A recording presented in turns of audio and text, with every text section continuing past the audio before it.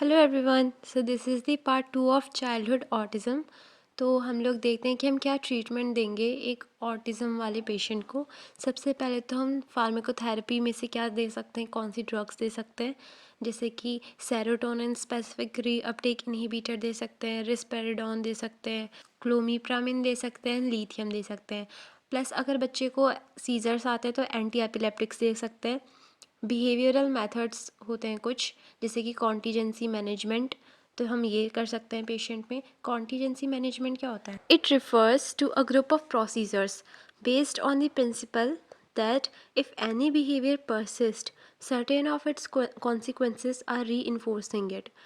If these consequences can be altered, the behavior will change. इसका मतलब ये है कि जैसे बच्चा है वो कुछ एबनॉर्मल बिहेवियर करता है, तो उस बिहेवियर को करने के बाद उसके जो कॉन्सिक्वेंसेस हैं उसी चीज़ से बच्चे को रीइंफोर्समेंट मिल रहा है वो वापस करने का, वो एबनॉर्मल बिहेवियर। तो अगर हम उसी कॉन्सिक्वेंसेस को ऑल्टर कर देंगे तो क्या होगा, बच्चा वो बिहेवियर नहीं करेगा। जैसे मैं आपको ये एग्जांपल से समझाती हूँ, साथ में इसके स्टेजेस भी आ जाएंगे। तो फर्स्ट स्टेज ये है कि हमें आइडेंटिफाई करना है कि बच्चे की प्रॉब्लम क्या है।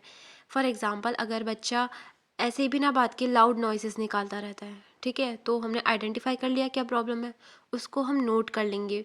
जो भी केयर टेकर या फिर पेरेंट जो भी इस चीज़ पे ध्यान दे रहा है वो इस चीज़ को नोट कर लेंगे कि कितनी फ्रीक्वेंसी है, एक दिन में कितनी बार मोस्टली वो ऐसा कर रहा है। अभी हम नोट क्यों कर रहे हैं, ताकि एंड रिजल्ट में हमें पता चल जाए कि कुछ वेरिएशन आया है नहीं हमारे इंटरवेंशन देने के बाद, जो भी हमने करा है उससे कुछ फ़र्क पड़ा कि नहीं उसमें। ठीक है, तो हमने ये कर लिया। सेकेंड स्टेप हमारे पास क्या आएगा, जब भी बच्चा लाउड नॉइसेस निकाल रहा है, ये एक माल अडेप्टिव बिहेवियर है ना, गलत कर रहा है वो, फालतू में ऐसे क्यों कर रहा है ना, तो हम क्या करेंगे, जैसे ही वो लाउड नॉइसेस निकाल रहा है वहाँ पे अटेंशन देंगे और बाकी टाइम उसे इग्नोर करेंगे। तो बच्चे को क्या लगेगा कि हाँ कुछ तो चेंज आ रहा है, ठीक है। तो वो बच्चा थोड़ा धीरे धीरे कम करने लग जाएगा अपना ऐसे लाउड नॉइसेस निकालना। और अगर वो कम कर रहा है तो हम उसको रीइंफोर्समेंट देंगे, पॉजिटिव रीइंफोर्समेंट। अब वो कैसे देंगे, जैसे हम उसको उस टाइम चॉकलेट दे सकते हैं या फिर हम कॉइन्स दे देंगे बच्चों को। और अगर वो यही चीज़ बार बार रिपीट कर रहे हैं, मतलब कम कर रहे हैं अपनी लाउड नॉइस को, तो हम उनको और कॉइन्स देंगे, यानी कि हम उनको गिफ्ट देते रहेंगे ताकि वो अपना माल अडेप्टिव बिहेवियर सुधार लें। अब जैसा कि हम लोगों ने पहले भी डॉक्यूमेंट किया था स्टार्टिंग में एकदम, कि बच्चा कितनी बार शाउट कर रहा है वो नोट करना है, यही चीज़ हम लास्ट में भी नोट करेंगे। तो हमें पता चलेगा कि जो हम डिज़ायर्ड बिहेवियर चाहते थे वो बच्चे में आया है या नहीं आया है। और हम क्या कर सकते हैं, ट्रीटमेंट में स्पेशल स्कूलिंग दे सकते हैं बच्चों को, काउंसलिंग एंड सपोर्टिव थेरेपी दे सकते हैं फैमिली को खासकर, क्योंकि फैमिली इस चीज़ को थोड़ा डिस्ट्रेसिंग कंसिडर करती है। होम केयर दे सकते हैं बच्चे को। अब जो उनके पेरेंट्स हैं या फिर जो भी केयर टेकर उन्हें होम केयर दे रहा है, तो इस चीज़ को रेसिडेंशियल केयर कहते हैं, वो देंगे, सुपरविज़न में रखेंगे बच्चे को, कहीं वो सेल्फ इंजरी ना कर ले।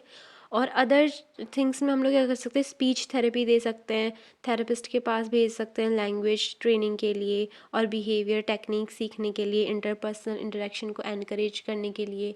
ठीक है, देन नर्सिंग मैनेजमेंट हम लोग क्या करेंगे, सबसे पहले तो हम लोग असेसमेंट करेंगे पेशेंट का कॉग्निटिव लेवल क्या है, लैंग्वेज एबिलिटी कैसी है, कम्युनिकेशन स्किल कैसी है, सोशल स्किल कैसी है, प्ले रेपिटेटिव बिहेवियर कैसा है और अदर एबनॉर्मल बिहेवियर है कि नहीं। और हम ये देखेंगे कि बच्चे का जो सोशल डेवलपमेंट है वो कितना हुआ है इन रिलेशन टू उसकी मेंटल एज अभी कितनी है। ठीक है, और एसोसिएटेड मेडिकल कंडीशन तो नहीं है कोई, जैसे फिनाइल कीटोनूरिया तो नहीं है, फ्रेजाइल एक्स क्रोमोसोम सिंड्रोम तो नहीं है, या फिर बहुत सारी चीज़ें जो हमने एटियोलॉजी में पढ़ी थी। और साइको सोशल फैक्टर्स देखेंगे जो अफेक्ट कर सकते हैं इसको। देन इंटरवेंशन हम लोग क्या लेंगे, एक तो 1-to-1 बेसिस पे वर्क करेंगे हम पेशेंट के साथ, 1 केयर टेकर उस पर 1 चाइल्ड रहेगा ऑटिज़म वाला। ठीक है, देन हम ये बहुत कंसिडर करके रखना है कहीं पेशेंट जो है सेल्फ म्यूटिलेटिव बिहेवियर ना करे, ठीक है, खुद को हार्म करने वाला कुछ भी ऐसा ना करे। इसलिए हमें बच्चे को हमेशा हेलमेट या फिर पैडेड मिटन्स प्रोवाइड करके रखने हैं आर्म पे, नीज पे, ताकि बच्चा गिर ना जाए, क्योंकि इतना सेंस नहीं रहेगा ना उस टाइम बच्चे को। और अगर बच्चे को एंग्जाइटी हो रही है तो हमें उससे रिलीफ लाना है, उनसे कन्वर्सेशन करके।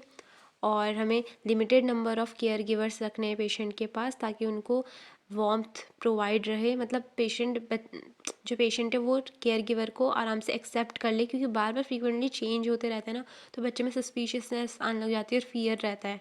ठीक है, तो लिमिटेड नंबर ही रखने हैं हमें केयर गिवर के, वो भी काफ़ी ज़्यादा वार्मथ रिलेशनशिप के साथ। हमें बच्चे को पॉजिटिव रीइंफोर्समेंट देना है अगर वो हमारा डिज़ायर्ड बिहेवियर कर रहे हैं, और उनके जो सराउंडिंग ऑब्जेक्ट्स हैं उनसे फ़ेमिलियर करवाना है, जैसे कि जो भी वो ब्लैंकेट यूज़ करते हैं, टॉयज़ यूज़ करते हैं, तो उनको बार बार याद दिलाना है कि हाँ ये आपका है, ये आपका है। इससे उनके अंदर एक बॉन्डिंग वाली फीलिंग इनिशिएट होगी। देन हमें एंटिसिपेट करना एंड फुलफ़िल करना है चाइल्ड की जो भी नीड है, ठीक है, until communication can be established. मतलब बच्चा हमसे बात नहीं कर पा रहा है, लेकिन हम समझ सकते हैं ना, as a nursing officer you can understand what the child is thinking, क्योंकि आप लोगों ने इतनी साइकोलॉजी पढ़ ली है, सोशियोलॉजी पढ़ ली है, आपने पीडियाट्रिक्स पढ़ ली है, आप एमएचएन पढ़ रहे हैं, तो आपको ये पता चल जाता है कि बच्चा अभी इस टाइम क्या उसकी नीड है। तो बिना कम्युनिकेशन के भी आप ये चीज़ समझ सकते हैं, ठीक है। तो वो चीज़ फुलफ़िल कर देनी है जब तक एक अच्छी कम्युनिकेशन बीच में इस्टेब्लिश नहीं हो पा रही है। और स्लोली में एनकरेज करना है कि बच्चा अपनी नीड्स जो है वो वर्बली एक्सप्रेस कर पाए। हमें पेशेंट को ये बताना है कि आप अपने सिंपल वे में कैसे सेल्फ़ केयर परफॉर्म कर सकते हैं डेली बेसिस पे। लैंग्वेज ट्रेनिंग देनी है। लैंग्वेज ट्रेनिंग हमें ऐसे सिर्फ वर्बली नहीं देनी है, डेमोन्स्ट्रेट करके भी देनी है। यानी कि हमें, अगर हम जैसे हम टेबल के बारे में कुछ बता रहे हैं, तो हमें दिखाना है उनको कि ये टेबल है और इसका क्या यूज़ है, मतलब चीज़ समझ में आ रही होगी। देन हमें क्या करना है, बच्चे को हेल्प करना है उसके खुद के बॉडी पार्ट्स जानने में, ताकि उससे फीलिंग ऑफ बिलोंगिंग रहे खुद के बारे में भी। मतलब मैं और तुम की समझ नहीं होती है ना बच्चों को, तो बच्चों को अपने खुद की बॉडी के बारे में अच्छे से बताना है। तो यहाँ पे हमारा ये टॉपिक भी ख़त्म होता है।